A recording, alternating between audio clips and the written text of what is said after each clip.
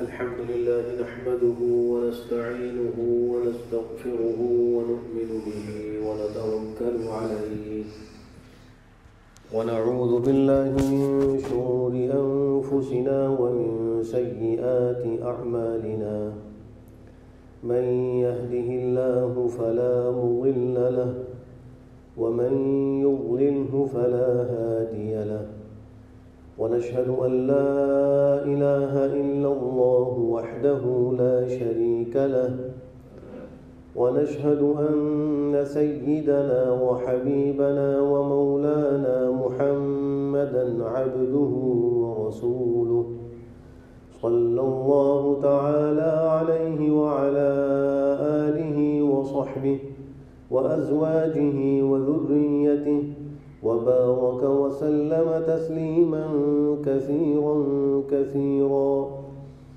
أما بعد فأعوذ بالله من الشيطان الرجيم.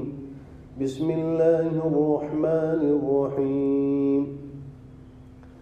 يا أيها الذين آمنوا ادخلوا في السلم كافة ولا تتبعوا خطوات الشيطان إنه لكم عدو مبين.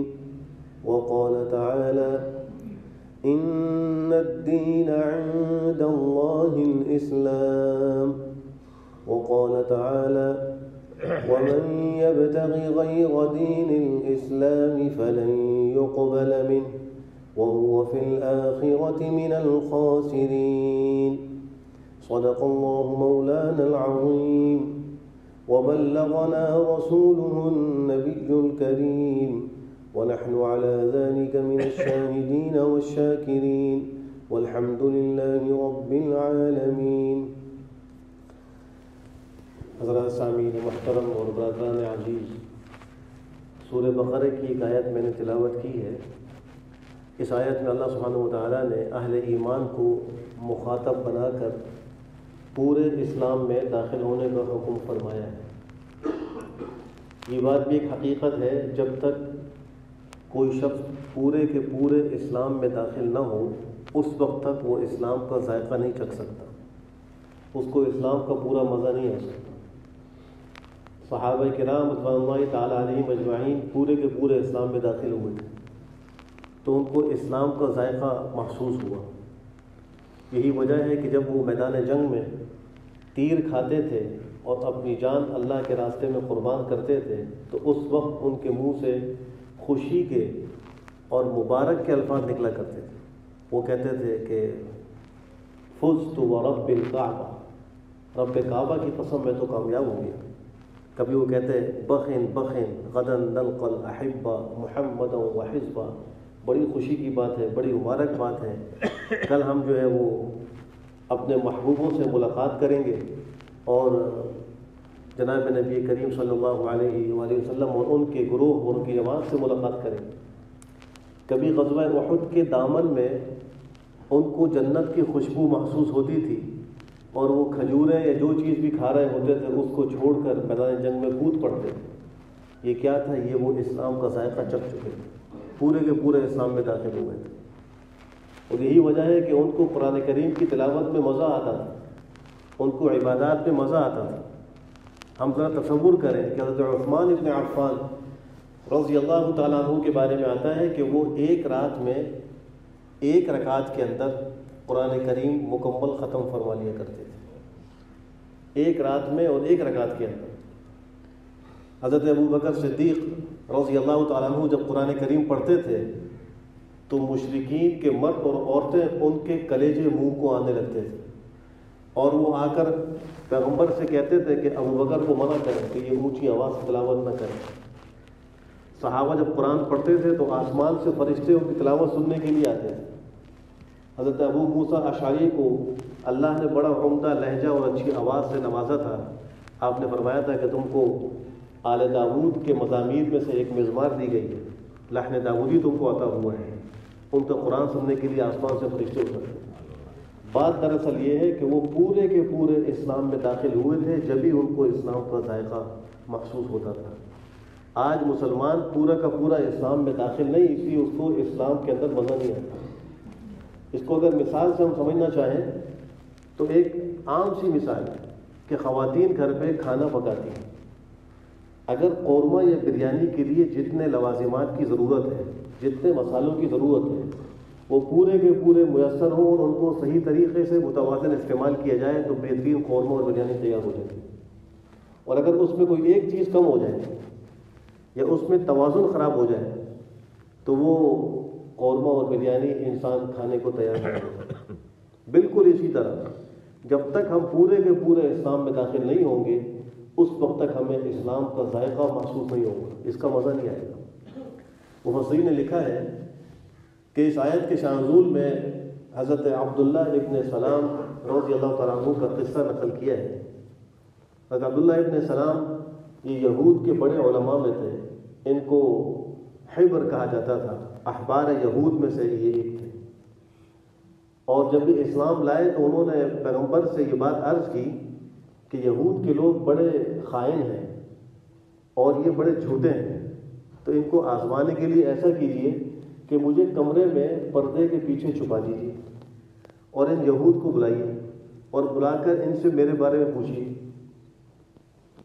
تو آپ نے ایسا ہی کیا، حضرت عبداللہ ابن سلام کو کمرے میں چھپا دیا، پردے کے پیچھے یہود کو بلایا اور پوچھا کہ عبداللہ ابن سلام تمہارے اندر کیسا آدمی ہے، اس کا کیا رتبہ ہے؟ انہوں نے کہا کہ وہ تو کریم اور شریف ہے، اس کا باپ بھی شریف ہے، انتہائی معزز و محترم شخص ہے۔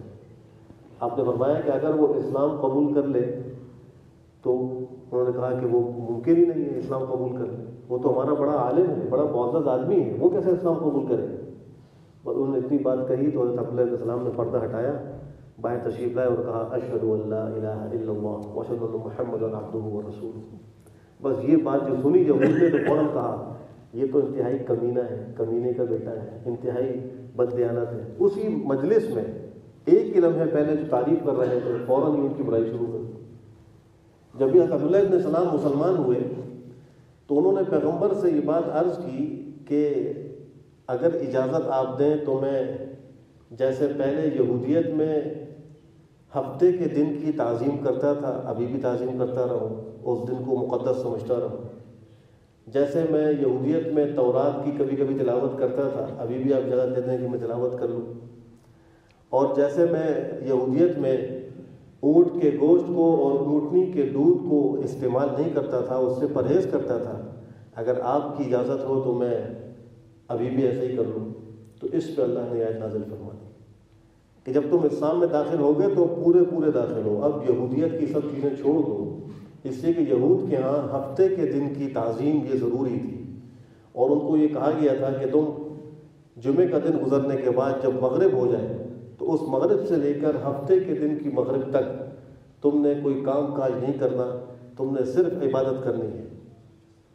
اور اسی وجہ سے وہ جو ساحل سمندر پر ایک ان کی قوم آباد تھی، جب ان کو ہفتے کی تعظیم کا کہا گیا جن کا مشغلہ مچھلیوں کا شکار کرنا تھا، قرآن کریم اللہ نے ان کا قصہ ذکر کیا ہے، تو ان کی آزمائش اس طرح ہوئی کہ ہفتے کے دن پانی کی سطح کے اوپر مچھلیاں آ جایا کرتی تھیں اور ان کو شکار منع تھا، اور جب ہفتے کا دن گزرتا تو پانی کی تہہ میں مچھلیاں چلی جاتی تھیں اور وہ شکار نہیں کر پاتے تھے۔ تو انہوں نے حیلہ یہ اختیار کیا کہ چھوٹی چھوٹی نالیاں دریا سے لے کر اپنے حوض بنائے کناروں پر، اس میں لے کر آئے، اور جب ہفتے کا دن ہوتا اور مچھلیاں زیادہ آ جاتی تو وہ جو نالیوں کا منہ ہوتا اس کو کھول دیا کرتے، تو وہ سارا پانی دریا کا جو ہے نالیوں کے ذریعے تالابوں میں آ جاتا اور مچھلیاں بھی ساتھ آ جاتی، جب وہ بھر جاتا تو پھر وہ اس کو دوبارہ بند کر دیتے۔ اب مچھلیاں پورا دن تالاب میں رہتی، ہفتے کا دن گزرتا اور وہ اتوار کو اس تالاب سے مچھلیاں نکال کر پکڑ لیا کرتے اور یہ کہتے کہ ہم نے شکار ہفتے کو تو نہیں کیا، ہم نے تو اتوار کو کیا۔ ان کو شیطان نے یہ پٹی پڑھائی تھی، ان کو یہ حیلہ سکھلایا تھا۔ تو اسی وجہ سے انہوں نے کہا کہ ہمیں بھی ہفتے کے دن کی تعظیم کی اجازت دے دیں، تو اللہ نے فرمایا کہ اے ایمان والو تم اسلام میں پورے کے پورے داخل ہو جاؤ۔ اب اس کے دو مطلب ذکر کے مفسرین ہیں۔ ایک مطلب تو یہ ہے کہ تمہارے پورے جسم پر اسلام نظر آنا چاہیے، ایسا نہ ہو کہ اعضاء و جوارح تو اسلام قبول کریں دل و دماغ قبول نہ کریں، یا دل و دماغ تو قبول کریں لیکن اعضاء و جوارح اسلام کو قبول نہ کریں، تو یہ پورے اسلام میں داخل ہونا نہیں ہے۔ سر سے لے کر پیر تک، اور ظاہر سے لے کر باطن تک، اور باطن سے لے کر ظاہر تک، ان تمام جگہوں پر اسلام نظر آنا چاہیے، تو یہ انسان پورے اسلام میں داخل ہونے والا شمار ہوگا۔ اور دوسرا مطلب یہ ہے کہ اسلام کے تمام احکام پر عمل کرو، چاہے وہ عقائد سے متعلق ہوں، چاہے عبادات سے متعلق ہوں، چاہے معاملات سے متعلق ہوں، چاہے معاشرت سے متعلق ہوں، چاہے اخلاق سے متعلق ہوں، خوشی ہو اور غمی ہو، تونگری ہو یا فقر و فاقہ ہو، حالات اچھے ہوں یا برے ہوں، ہر حال میں جو اسلام کی ہدایات ہیں اور اس کی رہنمائیاں ہیں ان کے اوپر عمل کرو۔ یہ مطلب ہے پورے کے پورے اسلام میں داخل ہونے کا۔ پھر یہ بات بھی آپ یاد رکھیے کہ اسلام یہ کسی خاص شخص کی طرف منسوب نہیں، کسی خاص قوم کی طرف منسوب نہیں، نہ کسی خاص علاقے کی طرف منسوب ہے۔ یہ ایک اپنی الگ امتیازی شان رکھتا ہے، اس کی نسبت اللہ کے دین کی طرف ہے، اللہ کی طرف ہے۔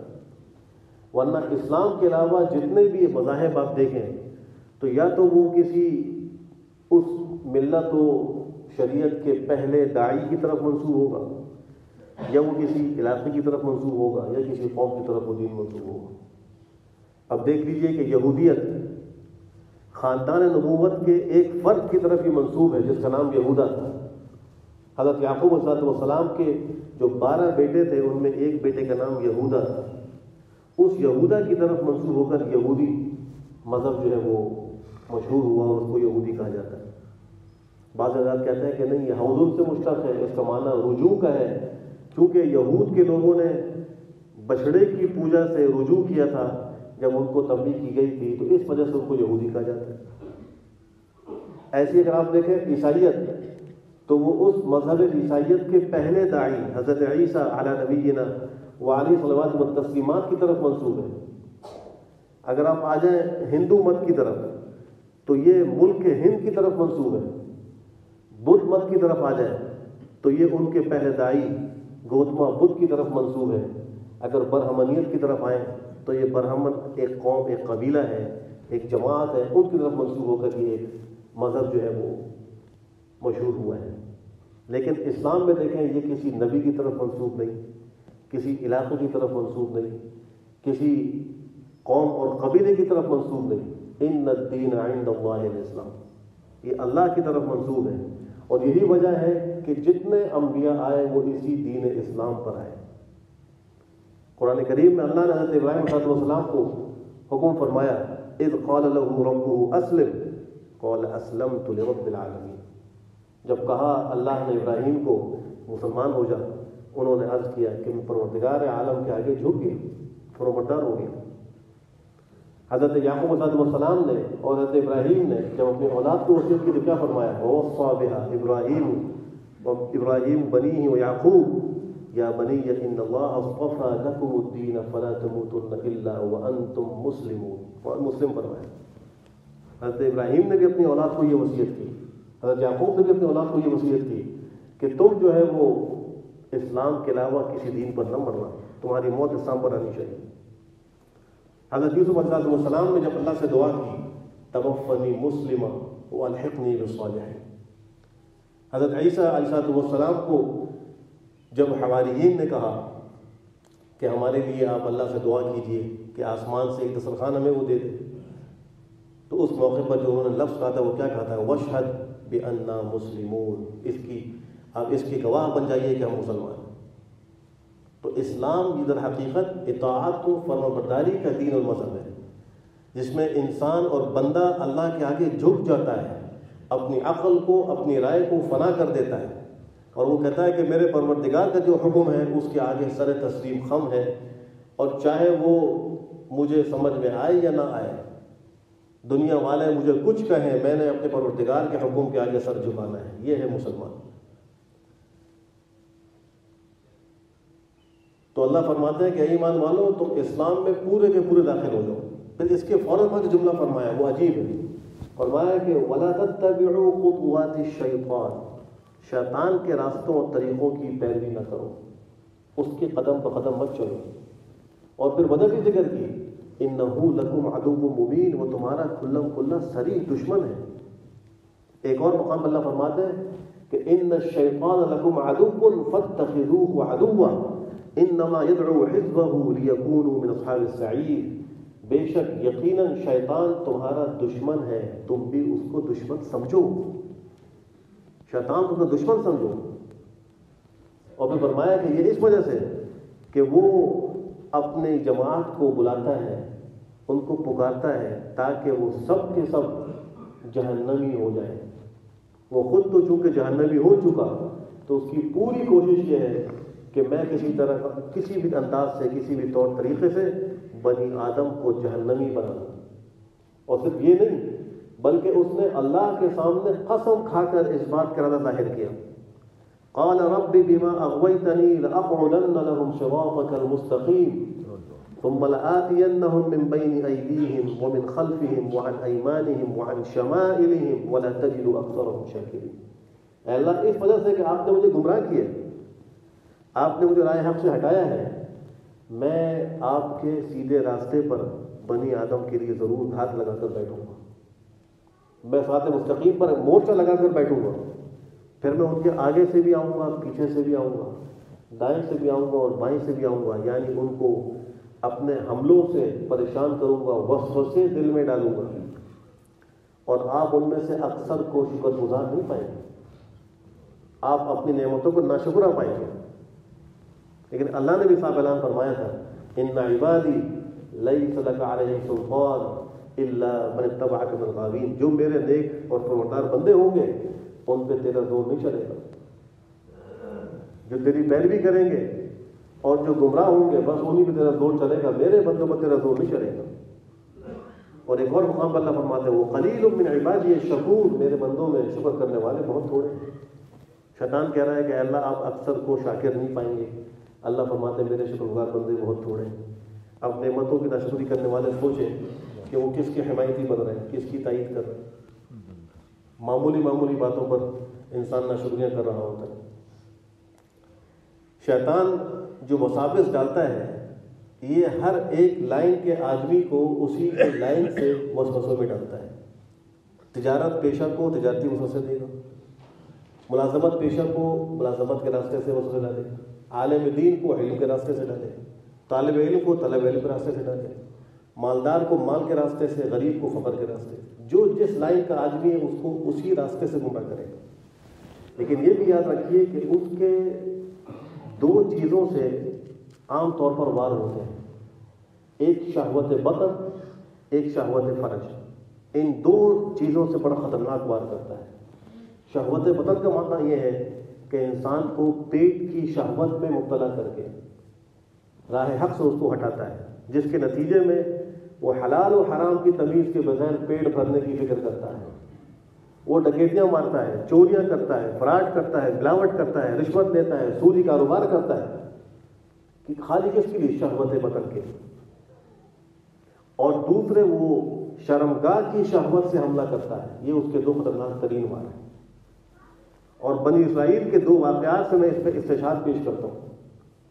قرآن کریم اللہ سبحانہ وتعالیٰ نے بنی اسرائیل کے ایک عابد کا قصہ ذکر کیا ہے، وَاتْلُ عَلَيْهِمْ نَبَأَ الَّذِي آتَيْنَاهُ آيَاتِنَا فَانسَلَخَ مِنْهَا فَأَتْبَعَهُ الشَّيْطَانُ فَكَانَ مِنَ الْغَاوِينَ وَلَوْ شِئْنَا لَرَفَعْنَاهُ بِهَا وَلَكِنَّهُ أَخْلَدَ إِلَى الْأَرْضِ وَاتَّبَعَ هَوَاهُ فَمَثَلُهُ كَمَثَلِ الْكَلْبِ إِنْ تَحْمِلْ عَلَيْهِ يَلْهَثْ أَوْ تَتْرُكْهُ يَلْهَث ذَلِكَ مَثَلُ الْقَوْمِ الَّذِينَ كَذَّبُوا بِآيَاتِنَا فَاقْصُصِ الْقَصَصَ لَعَلَّهُمْ يَتَفَكَّرُونَ۔ کہ اے نبی آپ ذرا ان کو اس شخص کا قصہ سنائیے جس کو ہم نے اپنی آیات کا علم دیا تھا، ہم نے اس کو علم سے نوازا تھا، لیکن وہ اس سے ایسے باہر نکل گیا جیسے شیطان اپنی کیچڑی سے باہر نکل آتا ہے، یا جیسے بکری اور گائے کی کھال کو اتار دیا جائے تو کیسے اس کا گوشت کھال سے الگ ہو جاتا ہے، ایسے وہ اس سے باہر نکل گیا۔ شیطان اس کے پیچھے لگ گیا، وہ گمراہوں میں سے ہو گیا۔ اگر ہم چاہتے ہیں تو ہم ان آیات کے ذریعے سے اس کو اونچے اونچے مقام عطا فرمائیں، لیکن وہ زمین کی طرف جھک گیا، دنیا داری کی طرف آ گیا، دنیا کی محبت میں لگ گیا، اور اس نے اپنی خواہشات کی پیروی کر دی، تو راہ حق سے ہٹ گیا، وہ گمراہ ہو گیا۔ اور اس کی مثال ایسی ہے جیسے کتے کی مثال، کہ اس کو کوئی دوڑائے اور بھگائے تو بھی وہ ہانپتا ہے، اور کوئی اس کو نہ دوڑائے وہ بیٹھا رہے تو بھی وہ ہانپتا ہے۔ ہر وقت اس کی زبان باہر نکلی ہوئی ہوتی ہے اور وہ ہانپتا رہتا ہے۔ مفسرین نے اس آیت میں جس آدمی کا قصہ ہے اس کو یوں ذکر کیا ہے کہ بنی اسرائیل کا ایک عابد شخص تھا جس کا نام بلعام بن باعورہ ہے۔ یہ مستجاب الدعوات تھا، جو دعا مانگتا وہ قبول ہوتی تھی، اور دعا کرنے سے پہلے یہ استخارہ کرتا تھا اللہ سے کہ اللہ یہ دعا کروں یا نہ کروں۔ اس کو جواب آتا تھا، پھر یہ اس جواب کے مطابق عمل کرتا تھا۔ جب بنی اسرائیل کو حضرت موسیٰ علیہ السلام کو عمالقہ اور جبارین سے قتال کا حکم ہوا تو وہ کنعان کی طرف بڑھے اور وہاں حملہ کرنے کے لیے اپنے لشکر کو لے کر نکلے۔ تو جو کنعان کے لوگ تھے وہ بلعام بن باعورہ کے پاس آئے اور آ کر کہا کہ یہ موسیٰ اور اس کے جو لشکری ہیں بڑی طاقت ہے ان کی، یہ ہم پر حملہ کرنے کے لیے آ رہے ہیں اور یہ چاہتے ہیں کہ ہم کو قتل کر دیں اور ہمارے علاقوں میں ہماری جگہ بنی اسرائیل کو آباد کر دیں، تو تم ان کے لیے بد دعا کرو۔ بلعام بن باعورہ نے کہا تم کیسی باتیں کرتے ہو، وہ اللہ کے اولو العزم نبی ہیں، میں ان کے لیے بد دعا نہیں کر سکتا۔ یہ اس کو لپٹ گئے، اصرار کرتے رہے، کسی طریقے سے یہ مان جائے۔ اس کو ایک ہدیہ پیش کیا، بڑا قیمتی ہدیہ، جس نے ہدیہ قبول کر لیا۔ اب وہ نے اور اصرار کیا، جب اور اصرار کیا اور ساتھ اس کی بیوی بھی شامل ہو گئی اور کہنے لگی تم نے ان سے اتنا مال لے لیا ہے، اتنا ہدیہ لے لیا ہے، اب تم ان کی بات مان لو۔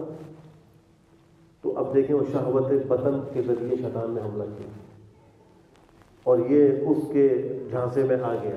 اب یہ بد دعا کرنے کے لیے نکلا اور وہاں ایک کوہ چیستان نام ذکر کیا جاتا ہے، ایک پہاڑی سلسلہ تھا کوہ چیستان، اس کے اوپر چڑھ کر یہ بد دعا یا دعا کیا کرتا تھا۔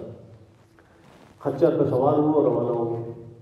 کچھ دور چلنے کے بعد خچر بیٹھ گیا، چلنے کو تیار ہے۔ اس نے پھر اس کو مار مار کے اٹھایا، پھر کچھ آگے چلا، پھر بیٹھ گیا۔ جب تیسری دفعہ یہ ہوا تو اللہ نے اس خچر کو گویائی دی۔ اس نے کہا اے بلعام بن باعورہ تو دیکھتا نہیں میرے سامنے فرشتے مجھے روک رہے ہیں، آگے جانا میرے لیے مشکل ہے اور تو مجھے مار مار کے اٹھا رہا ہے۔ بلاخر اب اس پر وہ شہوت بطن غالب آ چکی تھی، اس نے پھر اس کو مار مار کے اٹھایا اور کوہ چیستان کے اوپر پہنچ گیا۔ اس کی قوم کے لوگ بھی ساتھ ہیں۔ وہاں جا کے اس نے اب بد دعا کے کلمات کہنا شروع کی، لیکن جب منہ سے اس نے بد دعا کا لفظ نکالا تو وہ اپنی قوم ہی کے خلاف بد دعا نکلنے لگی۔ حضرت موسیٰ علیہ السلام اور بنی اسرائیل کے خلاف بد دعا نہیں نکل رہی تھی، اللہ کا تکوینی نظام حرکت میں آیا۔ اب زبان پر اس کی قدرت ختم ہو گئی، اختیار ختم ہو گیا، اللہ تو قادر مطلق ہے۔ اور اس ظالم نے اس بد دعا سے پہلے استخارہ بھی کیا تھا اور استخارے میں اس کو اجازت نہیں ملی تھی کہ تم بد دعا کرو، لیکن اس نے اس کے بھی خلاف کیا۔ اور پھر اس نے جب بد دعا شروع کی تو اپنی قوم کے خلاف بد دعا۔ قوم کے لوگوں نے کہا اے بلعام بن باعورہ کیا کرتے ہو، ہمارے خلاف بد دعا دیتے ہو؟ اس نے کہا مجھے اپنی زبان پہ اختیار نہیں ہے، میں تو برباد ہو گیا، میں تو ہلاک و برباد ہو گیا۔ اب تم کو ایک مشورہ دیتا ہوں، اور مشورہ یہ ہے کہ تم اپنی نوجوان لڑکیوں کو خوب آراستہ پراستہ کر کے بنی اسرائیل جس طرف سے آ رہے ہیں ان راستوں میں ان کو کھڑا کر دو اور انہیں کہہ دو کہ اگر کوئی تمہاری طرف بڑھے تو انکار نہ کرے۔ چنانچہ اس کے منصوبے کے مطابق انہوں نے ایسا کر دیا۔ آج بھی یہود کے لوگ مال اور عورت ان کے ذریعے سے انسانوں کو گمراہ کرنے یا ان کو اپنے لیے استعمال کرنے کی سازشیں کرتے رہتے ہیں۔ یہ زمانے قدیم میں اس کا سلسلہ چل رہا ہے، مال اور عورت۔ تو انہوں نے لڑکیوں کو کھڑا کر دیا۔ جب بنی اسرائیل وہاں پہنچے تو ایک لڑکی جس کا نام ذکر کیا کشتی بنت سور، یہ اسرائیلی ایک لڑکی تھی، اس کو ایک یہ یہودی لڑکی تھی، اسرائیلی ایک سردار کی نگاہ اس پر پڑی تو وہ اس پر فریفتہ ہو گیا۔ اس نے اس کا ہاتھ پکڑا اور حضرت موسیٰ کے پاس لے کر آیا اور آ کر کہا کہ اے موسیٰ کہ یہ میرے لیے حلال نہیں؟ انہوں نے کہا بالکل حلال نہیں، تمہارے لیے حرام ہے، اس کو چھوڑ دو۔ تو اس نے کہا کہ نہیں میں اس کو نہیں چھوڑ سکتا۔ بہت سمجھایا، نہیں مانا، بلاخر اس کو لے کر وہ خیمے میں چلا گیا اور اس نے اس سے بدکاری کر لی۔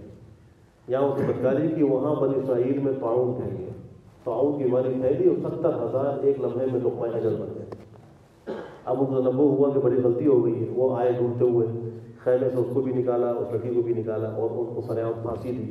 جب اس پہ حد نافذ ہو گئی تو پھر وہ طاعون ختم ہوا اور پھر انہوں نے حملہ کیا اور پھر وہاں وہ فتح کیا۔ اب دیکھیے شہوت بطن کے راستے سے شیطان نے کیسا حملہ کیا کہ کئی سالوں کا عابد و زاہد جو مستجاب الدعوات تھا اس کو دنیا میں بھی ذلیل و خوار کر دیا اور آخرت کے اعتبار سے برباد کر دیا۔ آج بھی وہ مسلمانوں پر شہوت بطن کے راستے سے حملہ کرتا ہے جس کے نتیجے میں انسان صرف اپنا پیٹ بھرنے کی فکر کرتا ہے اور وہ اس کی فکر نہیں کرتا کہ میرے لیے کیا طریقہ جائز ہے اور کیا ناجائز ہے، کیا حلال ہے اور کیا حرام ہے۔ وہ کہتا ہے کہ بس میرے پاس پیسہ آنا چاہیے، اور وہ کہتا ہے زندگی کم ہے، مقابلہ سخت ہے، جس طرح بھی ہو میں نے اپنا اور بچوں کا مستقبل بنانا ہے۔ یہ شہوت بند کے ذریعے سے عمل ہے۔ اللہ فرماتا ہے شیطان کے قدم بقدم مت چھوڑو، تمہیں ہلاک کر دے۔ اور شہوت فرج کے ذریعے کیسے حملہ کرتا ہے؟ بنی اسرائیل ہی کا ایک واقعہ ہے۔ ایک بڑا عابد تھا، لوگ اس سے دعائیں کرانے کے لیے جاتے تھے، اور بڑا وہ عالم بھی تھا، لوگ اپنے مشوروں کے لیے اس کے پاس جاتے تھے۔ وہاں دو بھائی تھے، ان کی ایک جوان بہن تھی، ان دو بھائیوں کو سفر پیش ہوا، تو انہوں نے کہا کہ ہم سفر پہ جا رہے ہیں، اپنی بہن کو کس کے پاس چھوڑ کے جائیں، کوئی اور تو ہے نہیں۔ ان کے ذہن میں آیا کہ یہ جو عابد اور زاہد شخص ہے، یہ بڑا اللہ والا ہے، اس کے پاس چھوڑ جاتے ہیں۔ اس کو کہا تو اس نے پہلے تو انکار کیا، جب انہوں نے بہت مجبوری ظاہر کی، اس نے کہا ٹھیک ہے، جہاں یہ میرا عبادت خانہ ہے، سے کونے پر ایک کمرہ ہے، اس کو وہاں ٹھہرا دی۔ اب شیطان نے اپنا کام شروع کیا۔ پہلے خادم کھانا لے کے جاتا تھا، باہر رکھ کر آ جایا کرتا تھا۔ اس کو شیطان نے کہا کہ یہ ایک مہمان عورت ہے اور مہمان کا خیال کرنا چاہیے، میزبان کی ذمہ داری ہے، تم خود جا کے کھانا دیا کرو۔ اب یہ خود کھانا لے کے جانے لگا۔ کچھ عرصے میں کہا کہ اندر رکھ دیا کرو، اندر رکھ دیا، پھر بیٹھ کے بات چیت پر آمادہ کیا۔ آہستہ آہستہ شیطان کا وار اس پر کارگر ہو گیا اور اس نے بھی بدکاری کا ارتکاب کر لیا۔ نتیجہ یہ ہوا کہ وہ امید سے ہو گئی۔ جب وہ امید سے ہوئی تو اس کو فکر ہو گئی کہ اب وہ آئیں گے بھائی تو میرا کیا حال ہوگا اور میری تو بڑی بدنامی ہو جائے گی۔ تو اس شیطان نے پھر اس کو یہ کہا کہ اس کو قتل کر دو۔ اس نے اس کو قتل کر کے دفن کر دیا۔ کچھ دنوں کے بعد وہ دونوں بھائی آئے، پوچھا ہماری بہن ہمیں واپس کریں۔ اس نے کہا اس کو تو انتقال ہو کے بیمار ہو گئی، مر گئی، اس کو میں دفن کر دے، یہ خبر ہے۔ بڑا ان کو غم ہوا، انہوں نے خیر افسوس کیا، اور بات آئی گئی ہو گئی، لیکن شیطان کہاں خاموش بیٹھتا۔ اب اس نے ان کے بھائیوں کے ذہن میں اس میں ڈالا اور کہا کہ دیکھو تمہاری جو بہن کی خبر ہے وہ تو بڑی آڑی ٹیڑھی بنی ہوئی ہے اور ایک کنارے پر بنی ہوئی ہے، ضرور اس میں کوئی نہ کوئی مسئلہ ہے۔ اب ہو گئے، جا کر دیکھا تو کہنے لگے ہاں واقعی قبر تو بالکل سیدھی نہیں بنی ہوئی اور اس قبر میں مکھیاں بیٹھی ہوئی تھیں۔ عام طور پہ مکھیاں قبر کے اوپر نہیں بیٹھتی کیونکہ مردہ جو ہے تھوڑا نیچے ہوتا ہے تو اس کے پھولنے اور پھٹنے کا اثر اوپر نہیں آتا، تو مکھیاں بھی وہاں نہیں آتی۔ لیکن یہاں لاش کو جلد بازی میں دفن کیا گیا تھا، نیچے نہیں کیا گیا تھا، تو کچھ اوپر تھی۔ تو شیطان دل میں ڈالا کہ دیکھو مکھیاں بیٹھ رہی ہیں، وہ لاش کے اوپر ہے، کھول کے دیکھو۔ جو کھول کے دیکھا تو وہاں اس کے ٹکڑے تھے اور قتل کا سارا ثبوت مل گیا۔ اب ان بھائیوں نے شور شرابہ شروع کر دیا، سب لوگوں کو جمع کر لیا۔ نتیجہ یہ ہوا کہ اس عابد کے پیر میں رسی باندھ کر اس کو سارے شہر میں گھسیٹا گیا اور لوگوں نے ہر ایک نے آ کے، کسی نے تھوکا، کسی نے گالیاں دی، کسی نے کیا کچھ کیا، اور بالآخر اس کو پھانسی دے کر انجام تک پہنچا۔ شہوت فرج کے ذریعے سے عبادت گزار نیک بندوں کو شیطان ایسے برباد کرتا ہے۔ ایک چھت کے نیچے جب نامحرم مرد و عورت اکیلے تنہائی میں ہوں تو شیطان وہاں اپنا اثر دکھاتا ہے اور ان دونوں کو گناہ میں مبتلا کر دیتا ہے، چاہے اب وہ خلوت چھت کے نیچے ہو یا آج کل کے جدید دور میں کسی آلے کے ذریعے سے ہو، مثلا فیس بک کے ذریعے سے ہو، سوشل میڈیا کے ذریعے سے ہو، موبائل کے ذریعے سے ہو۔ جب دو نامحرم مرد و عورت اکیلے ہوں گے، ان کو خلوت ملے گی، شیطان ان سے گناہ کروائے گا۔ اور آج کا نوجوان بھی ان باتوں کو نہیں سمجھتا اور بوڑھا بھی نہیں سمجھتا۔ یہاں تک منقول ہے کہ شیطان نے یہ کہا کہ اگر ایک کمرے میں حسن بصری اور رابعہ بصریہ دونوں بڑے اللہ کے نیک بندے ہیں، وہ اکٹھے ہو جائے تو میں ان سے بھی گناہ کرواؤں، تنہائی میں اکیلے ہو جائیں، تو ہما شما اس کے سامنے کس کھیت کی مولی ہے؟ ہمیں کس بات پر گھمنڈ ہے، کس بات پر اطمینان ہے؟ ہزاروں سالوں کی عبادت گزار، سینکڑوں سالوں کی عبادت گزار اس کے شکنجے میں جب آ گئے تو کیا کچھ اس نے نہیں کرایا۔ تو میں نوجوانوں کو بالخصوص کہتا ہوں کہ اپنے آپ کو گناہوں کے جو اسباب اور ذرائع سے بہت دور رکھیں۔ آج تعلیم گاہوں کے اندر یہ اسباب بآسانی میسر ہے، اکیڈمیوں میں، ٹیوشن سینٹرز کے اندر، اور پھر جہاں ملازمت کر رہے ہیں وہاں آفس کے اندر یا مالوں کے اندر یا ہوٹلوں کے اندر یہ مواقع بڑے میسر آ رہے ہیں کہ مرد و عورت آپس میں اختلاط کے ساتھ رہ رہے ہیں، بات چیت کر رہے ہیں، معاملات نمٹا رہے ہیں، انجام اس سے اچھا نظر نہیں آ رہا۔ آپ بھی دیکھ رہے ہیں، میڈیا کے اوپر بھی باتیں آ رہی ہیں۔